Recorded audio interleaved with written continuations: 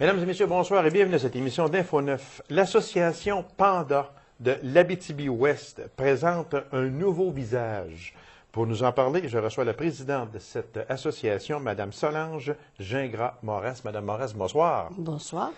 Merci d'avoir accepté cette invitation-là, Mme Moras. C'est très gentil à vous. Mme Moras, qu'est-ce que l'association Panda? L'association Panda, c'est une association premièrement bénévole, à but non lucratif, et qui a pour but d'aider les personnes atteintes d'un TDAH. TDAH, trouble du déficitaire de l'attention, avec ou sans hyperactivité. Des fois, on voit ça, le bachelage H, ça veut dire ça. Parce que les TDAH ne sont pas toujours hyperactifs. Ah, OK. Il y en a qui sont lunatiques, qui sont bien tranquilles. C'est TDA. Ah, OK. Donc, ça fait TDAH. Fait que c'est ce qui fait une différence quand même importante aussi. Mais dans la classe, quand on enseigne, on voit ça. Oui. Parce que le TDA est effacé.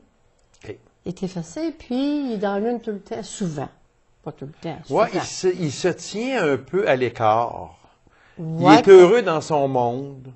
Ben, il n'est pas malheureux? Non, il n'est pas malheureux. Il est heureux, lui, dans son monde. Il est malheureux en autant que si il se rend compte qu'il ne peut pas prendre toutes les informations que le professeur donne, bien là, c'est pas le fun, tu sais. Il part dans la lune avec rien. Un petit détail l'amène ailleurs, OK? Donc, c'est ça qui est difficile pour l'enfant TDA. Puis là, ben, comment ça? Je suis pas capable de suivre avec les autres, puis tout ça, tu sais. Tandis que le TDAH, tu sais qu'il est là. Il dérange. Oui, il dérange dans la classe. Il est hyperactif. Il est hyperactif, puis il faut qu'il bouge tout le temps.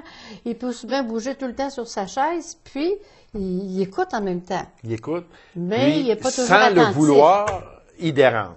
Mais c'est pas volontaire. Non, absolument pas. Il s'en rend pas compte. Il s'en rend pas compte.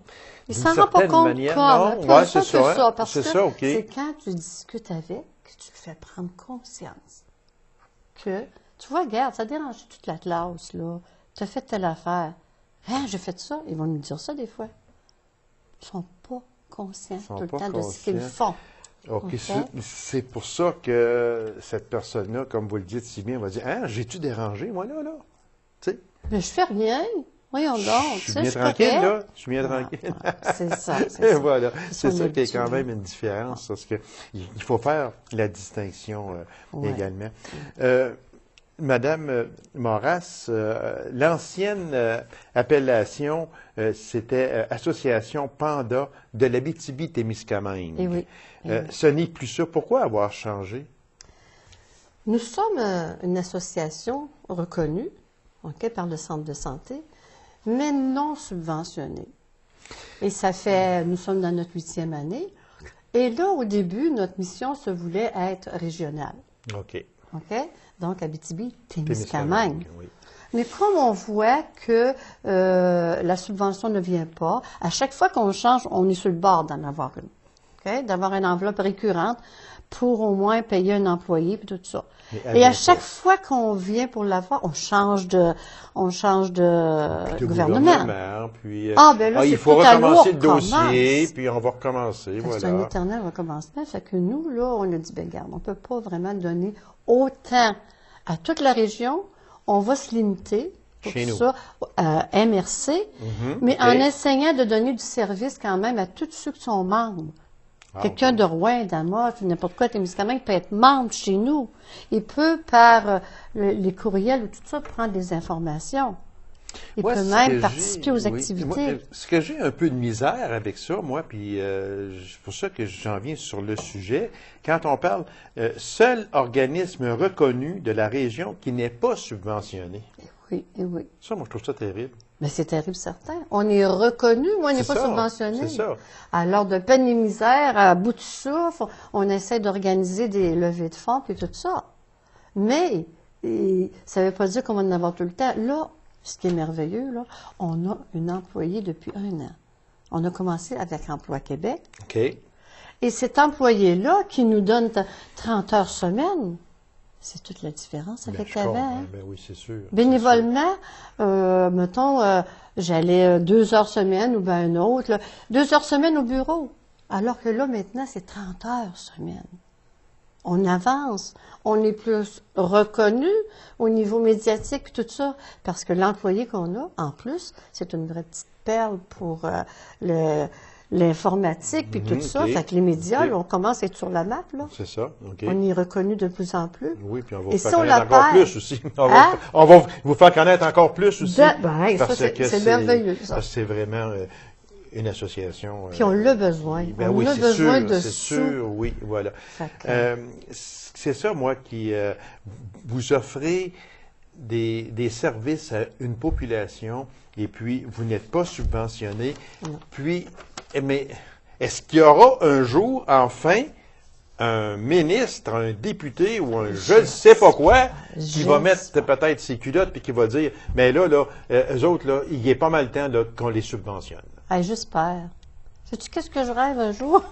Je rêve que M. Gendron, avant de finir tout son terme de politicien, OK, parce qu'on sait qu'il avance un petit peu en âge, hein?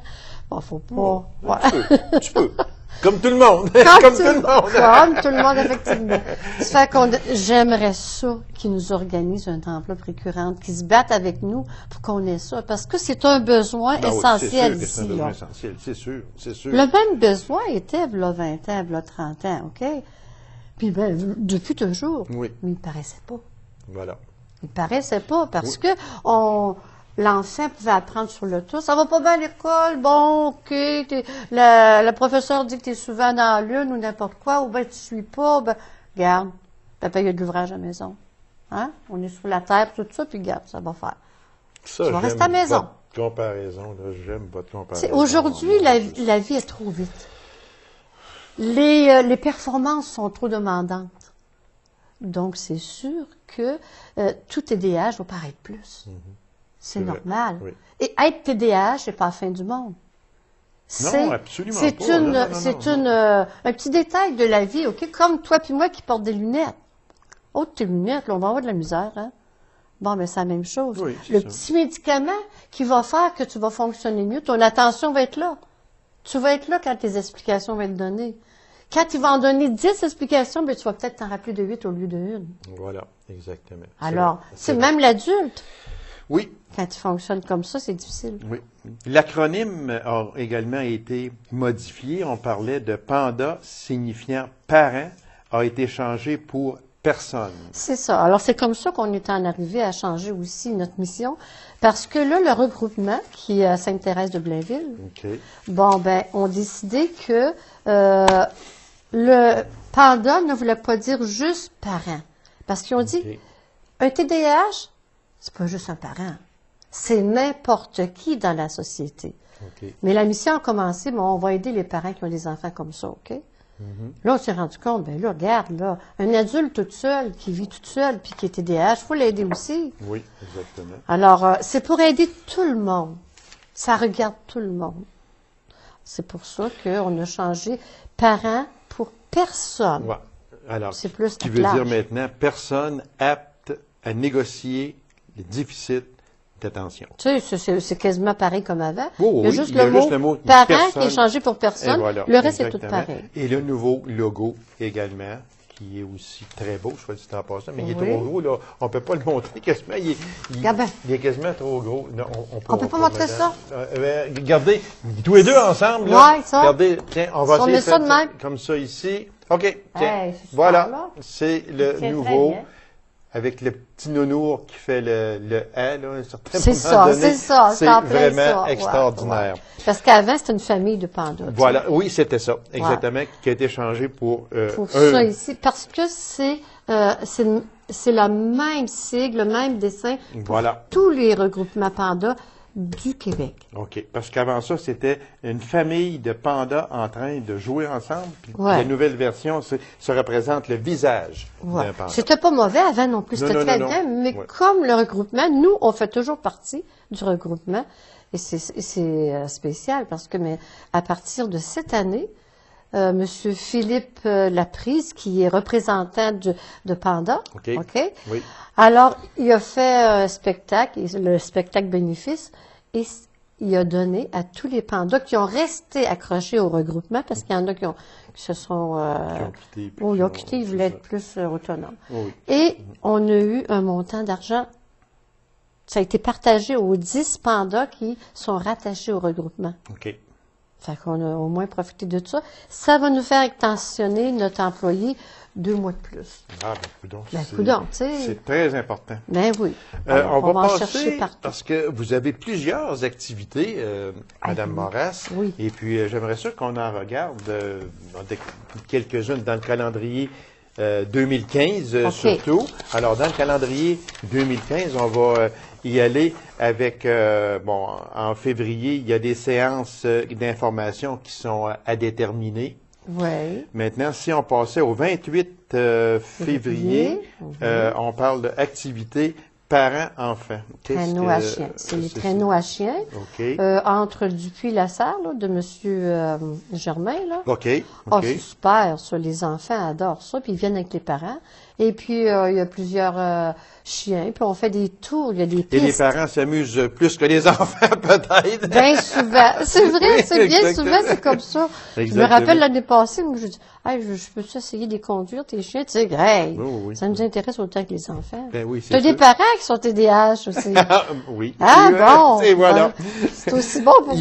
Il y a le 19 de mars, AGA, c'est quoi, Mme Moras? L'Assemblée générale annuelle, dont la population reçoit une convocation pour pouvoir, on les informe. S'ils veulent venir assister, c'est ouvert à tout le monde.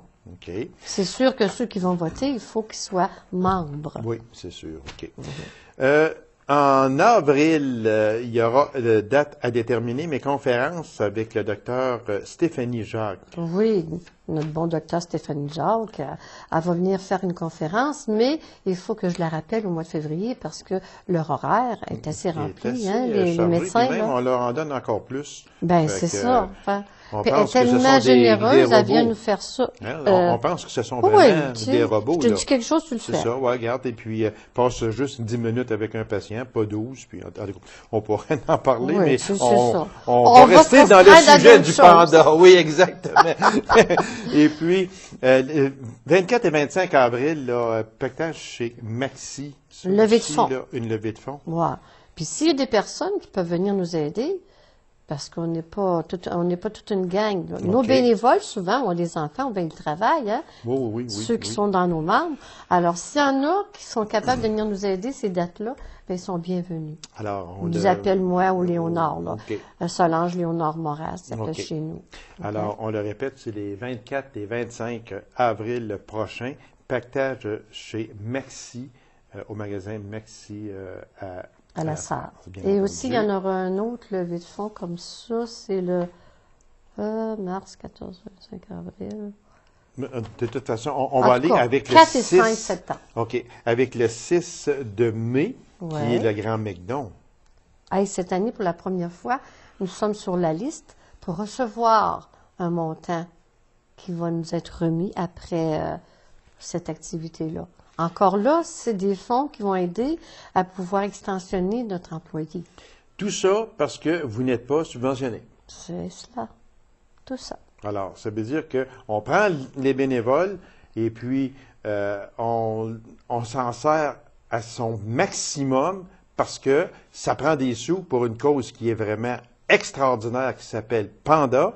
Puis, il faut que nos bénévoles s'épuisent ou presque à ramasser de l'argent pour maintenir un service essentiel à une population qui est la nôtre en Abitibi-Ouest, parce que nous sommes ici en Abitibi-Ouest. Exact. Tandis que, je ne vais pas embarquer dans le sujet, mais qu'il y a des fois des subventions qui seraient beaucoup plus discutables. Oui. Beaucoup. La répartition des enveloppes. Des fois, la répartition des enveloppes laisse un peu à désirer. Oui, je suis d'accord avec toi. Répit parents, camp d'été enfants, 28 de juin au 4 juillet, puis 5 juillet au 11 de juillet. C'est aussi très important, ça. Très important. Vois-tu, c'est offert à nos enfants TDAH et cette année, on va faire affaire avec le lac Favrian. Centre de plein air du lac Flabriant, c'est aussi un endroit. Et ça, c'est pas loin des vins. Oui, c'est ça, exactement. Pas loin des vins. Et ils sont spécialisés pour les handicapés. Mais là, on dit handicapés. Ils font partie, TDAH font partie des handicapés, mais c'est pas un handicapé pour moi. C'est, je dirais, c'est un petit handicap. Parce que la personne vit normalement. Oui, elle vit normalement. Regarde, avant, on ne savait pas. C'est ça, on ne savait pas. On disait, hey, il est dommage excité, lui. Ouais. Il est enjoué, puis mais c'est... Mais comme les besoins ou bien la société ne demandait pas tant en performance, ben, on s'en souciait peu. C'est vrai. Ou encore pas partout. Exactement, oui. Fait que ça, ce sera... c'est répit 6 jours, répit parents, camp d'été pour enfants. C'est en 28 juin au 4 juillet, 5 juillet au 11 juillet. Un autre pactage... Et cette année, là, je voulais te dire aussi, pour ça, le camp d'été, là, on a eu une subvention. On fait affaire avec le PSOC aussi de Rouen, là. Et le service santé, la gang, le haut, là, c'est là. Fait que quand on veut quelque chose, on va les achaler un peu. Et puis, on fouille dans le tiroir, les fonds de tiroir, parce qu'il n'y avait pas d'enveloppe pour ça. Et pour une somme de 3 600, on va avoir droit à ça pour envoyer des enfants. Ah, bravo. Tu sais, c'est merveilleux. Bravo, bravo, bravo. Le temps nous presse, Mme Moras. Alors, on va juste parler du 4 et 5 septembre, même si c'est loin un peu. C'est un autre pactage chez Maxi pour une levée de fonds. Et puis, il y a aussi les ateliers pédagogiques et téléconférences. Là, on s'en va là, jusqu'en septembre 2015. Moi, il y a une chose que je voudrais en ces terminant. Ces ateliers-là, ça fait partie des cafés-rencontres. C'est des formations. C'est des formations, OK, c'est beau. Très vitement, on peut devenir membre de l'association Panda. Eh oui, en achetant une petite carte, une carte de membre, 5 $. OK? Et ça te donne droit, n'importe qui va pouvoir se présenter à une activité et ne pas payer. Voilà. Si sa carte de membre pour la famille, pas pour chaque enfant. OK, là. Pour la famille. Pour la puis famille. C'est vraiment, alors, regardez, c'est 5 $. 5 $, franchement. Là. Ça, c'est adressé à tout le monde. Même si toi, tu n'as pas d'enfant, toi, tu es une personne soutenante. Oui. Alors, tu nous soutiens, on va t'approcher pour acheter la carte de membre Panda. Oui. Pour nous aider à avancer. C'est vraiment important. Pour tous ces renseignements-là, Mme Moras, on appelle à quel endroit? On appelle, c'est marqué sur notre petit feuillet. On a ça ici en quelque part. Regarde. Ah oui, téléphone, tiens, ben oui. OK. 819-333-8190. Puis il y a également le courriel qui est pandaabitibiouest@gmail.com. Toutes nos activités, M. Gaby, sont là-dessus. OK. Sont envoyées par notre coordonnatrice qu'on a employée, là. Et aussi... Très vitement, on n'a plus de temps, Mme j'aurais des choses à te dire. Bon, on vous réinvitera. Madame Moras, merci infiniment. Bon succès, puis les gens, soyez généreux, puis continuez votre excellent travail, Madame Moras. Je te remercie beaucoup. Et ça me fait plaisir. En espérant vous revoir bientôt. C'est réciproque, ma chère Madame. Merci infiniment. Alors, une courte pause, Mesdames et Messieurs. On vous revient immédiatement après. Restez avec nous.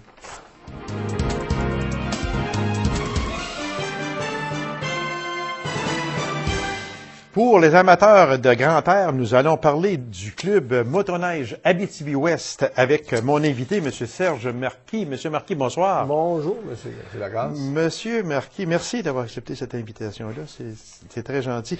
M.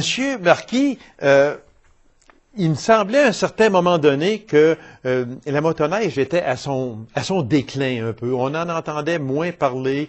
Peut-être qu'il y avait moins de sentiers aussi. Les clubs étaient un peu moins existants. Et là, on sent là, un renouveau. On voit beaucoup plus de motoneige et on en parle aussi beaucoup plus. Est-ce que vous sentez, chez nous, en Abitibi-Ouest, un regain de vie, si on peut s'exprimer ainsi? Je pense que la motoneige est au tournant. Je pense que la motoneige a beaucoup évolué. Et puis, si on retourne à faire un peu d'histoire, le club motoneige Abitibi-Ouest a été fondé en 1974. Okay. Il portait une autre appellation. Il regroupait toutes les petites municipalités qu'on a dans la région. Chacun avait sa municipalité, avait comme son petit club social de motoneige. Okay. Puis l'idée a été de développer un réseau de sentiers entre les municipalités pour se promener. Mais on se souvient des motoneiges des années 70, là, t'avais pour 1000 piastres, t'avais une motoneige que tu pouvais circuler. Chose. T'avais quelque chose. Oui, exactement. Tu pouvais te balader. Aujourd'hui, on a peut-être juste Les poignées chauffantes avec ouais, ça a bien évolué. Fait que là, les réseaux de motoneige, dans l'Abitibi-Témiscamingue, là, il a continué à se développer. Mais c'est bien sûr pour donner, mettons, pour être reconnu au niveau de la Fédération des clubs motoneige du Québec, ben, nos sentiers, ils sont normalisés. On a une certaine largeur à respecter. Puis la motoneige a beaucoup évolué. Si on regarde au niveau, si on se souvient d'antan, les premières motoneiges, je me souviens d'avoir essayé. Tu mettais ton pétrole, ton huile, tu mélangeais ça, le carburateur en envoyait un peu sur toi, fait que tout le monde sentait, puis l'odeur de la motoneige, on s'en souvient. Non, ouais. J'avais une moto à ce moment-là. C'est vrai qu'on rentrait dans les clubs, hein, puis on sentait le... Il y avait l'odeur. Il y avait l'odeur qui nous accompagnait. Fait qu'aujourd'hui, ça a bien changé. La technologie a beaucoup évolué au niveau de la motoneige. On a des moteurs 4 temps ou qui rencontrent des normes d'antipollution qui sont très élevées. Fait que la motoneige, nous autres, même dans les sentiers présentement, on le sait quand il y a une vieille motoneige dans le secteur, il y a une petite odeur qui reste dans le sentier. Oui, c'est correct. Fait que la motoneige a beaucoup évolué. Fait qu'on parle de trajet aujourd'hui en motoneige. Dans une journée, c'est facilement accessible de faire 200-250 km là, en balade. Chose qu'on ne pouvait pas penser il y a peut-être 25-30 ans pour ça. C'était impensable. C'est ça. Fait que la qualité, plutôt de manière avec les années, la qualité des sentiers s'est développée. Fait que c'est sûr, les équipements d'entretien aussi au niveau des sentiers a beaucoup évolué. Oui. Fait que ce qui fait que les petits clubs, même en dans l'Abitibi-Ouest, on s'est tous regroupés. Depuis 2010, on travaille beaucoup plus en 2000. Puis en 2010, on a tous regroupé nos clubs motoneige, les petits clubs qu'on avait en région pour se donner une entité. C'est donc dire que quand on parle d'Abitibi-Ouest, il y a un club de motoneige. Comme auparavant, c'était, bon, Macamic avait son club, Lassar avait son club, Pouillery avait son club, Duparc, bon, etc., etc. Tout le monde avait son club, chaque municipalité avait son club. Ce n'est plus ça. Non, les clubs ont été regroupés en 2010, c'est ce qu'on a fait. On a fait 2009-2010, on a tous regroupé les actifs des clubs pour en former un. Parce qu'on sait qu'aujourd'hui, pour la qualité, pour entretenir des sentiers, on parle des équipements, on parle d'une surfaceuse avec sa gratte et tout ça. Voilà. C'est un équipement qui coûte près de 250 000 $. Fait que, faut s'entendre que... On peut pas en avoir un par municipalité, là. Puis un club motoneige comme à Lassar, le club motoneige Abitibi-Ouest à Lassar, c'est qu'à un moment donné, on est devenu une petite business. Tu sais, on est une petite business qui génère, à un moment donné, on a un chiffre d'affaires d'environ 350-400 000 $ par année. Okay. Fait que souvent, il y a beaucoup de correspondance. À un moment donné, au niveau des assurances à respecter, il y a tout un protocole avec la fédération pour dire avec le MTQ, les traverses de chemin. C'est toutes des choses, à un moment donné, qu'on a beaucoup de documentation à fournir, qu'en rayonnement, on se... Tu sais, ça fonctionnait, là, mais là, présentement, il faut être respectueux de tout ça. Fait qu'à ce moment-là, on a tous regroupé nos actifs. Mais on a un conseil d'administration de 16 personnes.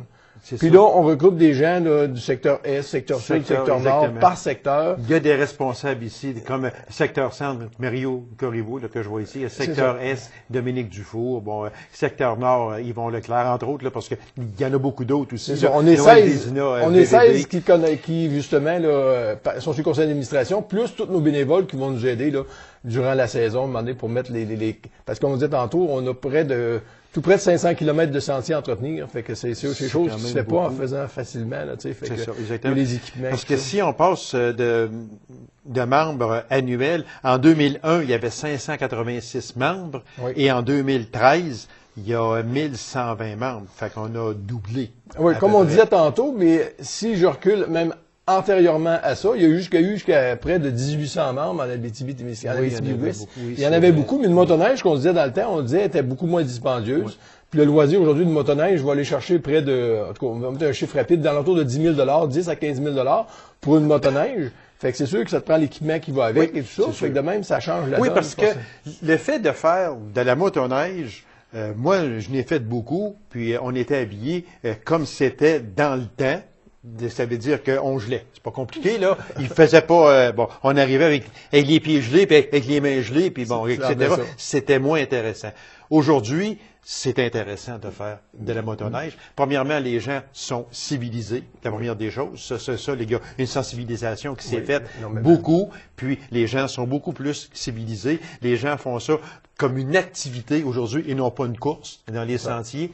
Puis, on a des motoneiges sans être ultra performantes, mais qui sont quand même très bien adaptés, qui sont fiables. Puis, on a de l'équipement aujourd'hui qui nous permet d'en faire à moins 25, puis même peut-être à moins 30, puis on n'a pas froid. C'est ça. C'est ce qui est important. Les visages chauffantes, les poignées chauffantes, là, tu sais. Exactement. Les habits qui sont beaucoup plus performants qu'ils l'étaient avant.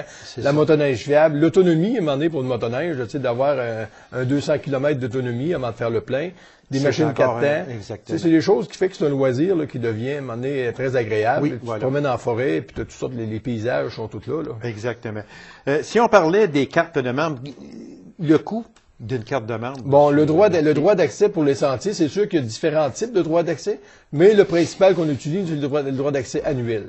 Lui, le droit d'accès, comme cette année, en pré-vente jusqu'au 9, depuis les années qui ont eu une certaine 96, 97, là, 2007, on a commencé à faire de la pré-vente, parce que souvent les gens, ils hésitaient à prendre le droit d'accès, ça coûte tout le temps cher, fait qu'ils disaient on va attendre après les fêtes. Ou là maintenant, on fait un spécial jusqu'au 9 décembre de chaque année. Okay. Fait qu'il y a un rabais justement des droits d'accès, comme cette année, le droit d'accès en pré-vente était de 300 $, OK, incluant puis 360 après le 9 décembre. Okay. Puis dans le 300 $, il faut être bien certain que ce qui va rester au Club Motoneige Abitibi-Ouest, il y a seulement environ la moitié qui reste dans les fonds, parce que souvent, ça inclut la taxe, ça inclut les assurances, responsabilités que l'on a automatiquement, parce qu'un motoneigiste est dans un sentier, en prenant son droit d'accès, il y a automatiquement une couverture en responsabilité d'1 million qui est incluse. Fait que c'est quelque chose qui est un gros avantage au Québec, comparativement à d'autres provinces où ils doivent apprendre à l'extérieur. Exactement. Donc, le coût est quand même 300 $, 360, c'est ça. C'est sûr, c'est des locations. Il y a des tarifications pour les hebdomadaires, tarifications pour les journaliers. Fait qu'il y a différentes choses. Il reste à peine 3 minutes, M. Marquis. Les patrouilleurs, il y en a encore? Oh, les patrouilleurs sont formés, même, ils sont formés par la Fédération des clubs motoneiges du Québec. On a sur notre territoire environ une quinzaine de patrouilleurs qui circulent dans nos sentiers pour justement faire le contrôle au niveau des droits d'accès et puis les respects des droits à la vitesse. C'est donc dire que pour avoir accès à un sentier de motoneige comme il y en a en Abitibi-Ouest, on va prendre chez nous, Abitibi-Ouest, la motoneige, vraiment, le membre doit avoir sa carte de membre. Un droit d'accès, et puis la motoneige doit être immatriculée. Immatriculée, ça c'est obligatoire. C'est de base, oui. C'est de base. Combien de kilomètres de sentiers vous avez? Bon, nous, on est prêts là, en Abitibi-Ouest, parce que maintenant, on dessert le secteur de Villebois, VVB, qu'on appelle, Villebois-Valparadis-Bois-Canton. On a récupéré le secteur parce qu'ils sont considérés dans la zone de Bay James. On a tout près de 500 km de sentiers entretenus, comme on disait tantôt, là, 400, je dirais 60 et quelques kilomètres. Et une seule machine qui entretient ça? Non, présentement, on a quatre surfaceurs sur le territoire, parce qu'une surfaceuse, normalement, est dotée d'environ, est reconnue pour environ 100 km. Ah, OK. Ça veut dire que nous, sur notre territoire, avec 4 surfaceuses, là, on est en mesure de donner un service là, très adéquat. Puis, soit dit en passant aussi, vous avez une nouvelle bâtisse qui est très, très belle aussi. On a ici une photo de l'ancienne bâtisse et de la nouvelle bâtisse ici. C'est tout nouveau. Elle est située juste en face de l'hôpital. C'est ça, au 680 2e rue Est. C'est sûr qu'avec le regroupement de tous nos actifs, un moment avec les années, mais c'est sûr qu'on a fait en sorte de récupérer, c'est un bon investissement, mais on devait, avec les équipements que l'on a, comme on disait tantôt, un équipement coûte environ 250 000 $, on va en avoir 4.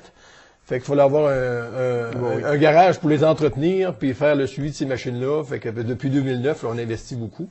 Parce qu'on se dit qu'en Abitibi-Témiscamingue, la motoneige, je pense qu'on est le royaume, on est le paradis mondial. Oui, exactement. Fait qu'il faut investir à ce niveau-là, puis il faut garder nos honneurs. Alors, très vitement, M. Marquis, ceux qui seraient intéressés à devenir membres du club motoneige Abitibi-Ouest? Mais c'est sûr qu'ils peuvent nous contacter. On a un site Facebook. Okay. Notre numéro de téléphone là, il est au 333-4387 à la Sarre. Et puis, tous les commerçants, souvent les commerçants de motoneige ont tous nos droits d'accès. OK, pour avoir les procurer là, ou les stations d'essence, un moment donné, qui collaborent, un moment donné, pour pouvoir vendre nos droits d'accès pour être accessibles aux sentiers. Monsieur Marquis, merci infiniment. C'était très intéressant. Puis, bonne randonnée. Merci beaucoup. Merci, Amélienne. C'est moi qui vous remercie. À la prochaine. Alors, venez nous visiter les sentiers. Ah, ça va nous faire plaisir. Alors, mesdames et messieurs, merci d'avoir été là. On se donne rendez-vous à une prochaine émission d'Info 9. Au revoir.